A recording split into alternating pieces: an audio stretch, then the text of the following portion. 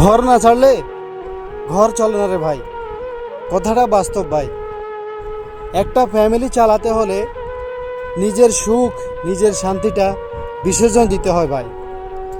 আরে উঠতে থাকা বয়সে হাজারো মায়ের সন্তান এই প্রবাসে পাড়ি জমায় নিজের জন্য না রে ভাই, নিজের জন্য না, তার দেশে থাকা মানুষগুলো ভালো থাকবে, বাবা মা ভালো খাবে, এটাই ভাই।